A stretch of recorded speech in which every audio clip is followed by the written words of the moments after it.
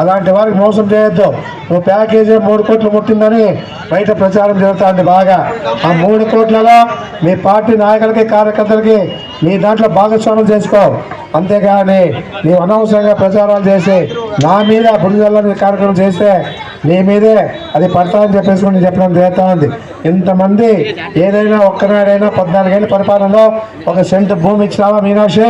నేను ఒకటి అడుగుతా ఉన్నాను. నేను ఏదో పెద్దవాళ్ళని గౌరవం ఇచ్చినా కూడా ఆ గౌరవం పెట్టుకునే పరిస్థితి లేదు. ఏదున్నా మేము 10,000 సవాలు ఈరోజు ఆదోళనలో ప్రతి పేద కుటుంబానికి మహిళకి ఇచ్చాం, ఇళ్ళు కట్టించి ఇస్తాం. ఏ రకంగా కూడా వెనుకడికేసే పరిస్థితి లేదు.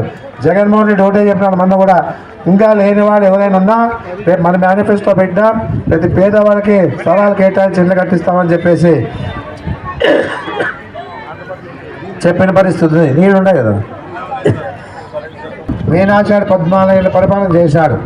మళ్ళా వయసు అయినా కూడా ఇంకా సీటు కావాలంటాడు, నిలబడాలంటాడు, పోటీ చేయాలంటాడు. లేకపోతే ఇలాంటి వారికి ఇలాంటి వారికి సపోర్ట్ చేసి బీసీని గెలిపించుకోండి అని చెప్పే పరిస్థితి చేస్తూ ఉండే పరిస్థితి ఈ మీనాక్షి అయిందని చెప్పేసి కూడా చెప్తా ఉన్నాను. ఇలాంటి వాళ్ళు నమ్మద్దండి దయచేసి. మన నియోజకవర్గంలో మన ప్రజలు ఇంకోటికి అవకాశం ఇద్దండి అని చెప్పేసి చెప్పడం జరుగుతూ ఉంది. ఎందుకంటే మన వాళ్ళు ఎప్పుడు కూడా ఇక్కడ లోకల్లో వాళ్ళే ఉండాల్సిందే కానీ బయటోడు వచ్చి ఇక్కడ పరిపాలించే అవసరం మనకు లేదు. ఏదున్నా మన ఆధునిక గౌరవాన్ని నిలబెట్టండి. మనం పని చేసాం కాబట్టి ఓట్లేయండి, పని చేసింటేనే ఓట్లేయండి అని చెప్పేసి అవుతా ఉన్నాను. దాదాపుగా మెజార్టీ రావాలా, 60-70 వేలు మెజార్టీ వస్తేనే మా దానికి గౌరవం అని చెప్పేసి చేద్దాము. ఏంటంటే అభివృద్ధిలో భాగంగా మెడికల్ కాలేజ్ తెచ్చాం, బైపాస్ తెచ్చాం, డిగ్రీ కాలేజ్ తెచ్చాం, పాలిటెక్నిక్ కాలేజ్ కట్టించాం, ఐటీ కాలేజ్ కట్టించాం. మైనార్టీల పరంగా కూడా మహిళా ఉర్దూ కాలేజ్ కట్టిస్తూ ఉన్నాం, సద్భావన మండలి కట్టిస్తూ ఉన్నాం. అదే కాకుండా రెసిడెన్షియల్ స్కూల్ కట్టించాం మైనార్టీలకంతా కూడా. ఈ విధంగా ఈరోజు అభివృద్ధిలో భాగంగా ముందుకు పోతా ఉన్నాం. తెలుగుదేశం వాళ్ళు కనపడటంలే, ఏం అభివృద్ధి చేస్తూ ఉన్నావు, ఏం అభివృద్ధి అంటారు. వాళ్ళలో పోయి చూడు, వాడు ప్రజలు మాట్లాడాలా, ఏ ఆదరణ నియోజకవర్గంలో ప్రజలు మాట్లాడాలా. నువ్వు మాట్లాడే హక్కు అర్హత నీకు లేదని చెప్పేసి కూడా చెప్పడం జరుగుతూ ఉంది. డెవలప్మెంట్ అంటే మాకు ఇది, మీ డెవలప్మెంట్ నాకు తెలియదు. ఏదున్నా కూడా డాక్టర్గా వచ్చాము, డెంటల్ డాక్టర్గా ఉన్నావు, మెంటల్గా మాట్లాడుతూ ఉన్నావు. ఏది కూడా మీకు ప్రజల పట్ల గౌరవం లేదు. ఏదున్నా ప్రజలంటే ఏమో తెలియదు, ప్రభుత్వం ఏ విధంగా పరిపాలించాలో తెలియదు. ఇలాంటి వాడిని మూర్ఖుడిని మన ఆదరణలో తెచ్చిపెట్టి మనము అల్లజడి సృష్టించడానికి వచ్చాము. ఆదరణలో హిందువులు ముస్లింలంతా ప్రశాంతంగా బతుకుతూ ఉన్నారు. ఏదున్నా కూడా ప్రశాంతత కోరుకునేవాడు నేను. నీలాంటి వాడు ఎక్కడి నుంచో వచ్చి ఇక్కడ అల్లజడి సృష్టించాలని చెప్పేసి చెప్పడం జరుగుతూ ఉన్నాం.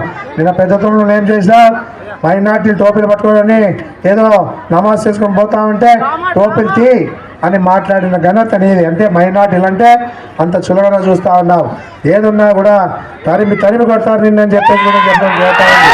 ఏదైనా వదిలే పరిస్థితి చెప్పేసి చెప్పడం జరుగుతూ ఉంది. ఎందుకంటే ఈ చిత్తూరు కాదు ఇది ఏదున్నా ఆదోని. ఏ విధంగా కూడా ఆదోనోడు కథ నీకు ఇంకా తెలీదు.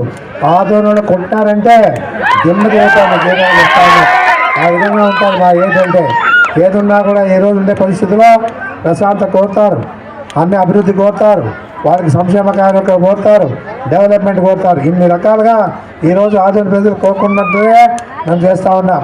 ఏదున్నా 4 సార్లు నిలబడితే 3 సార్లు గెలిపిస్తారు. ఈసారి కూడా ఖచ్చితంగా మా మహిళలు, మా ఎస్సీ బీసీ ఎస్టీ మైనార్టీలు అంతా కూడా ఖచ్చితంగా ఓటేసి గెలిపించే బాధ్యత తీసుకుంటామని చెప్పేసి కూడా చెప్పడం జరుగుతూ ఉంది. డెవలప్మెంట్ కావాలనుకుంటే ఆ కోట వేయండి చెప్పేసి చెప్పడం జరుగుతూ ఉంది. కొంతమంది అవేకలు మాట్లాడుతూ ఉంటారు, కొత్త క్యాండిడేట్ కావాలని చెప్పేసి. కొత్త క్యాండిడేట్ వచ్చి ఏం చేస్తాడు?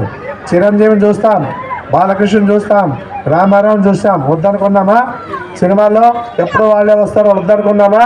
అభిమానం అయ్యా, అభిమానం ఉంటుంది.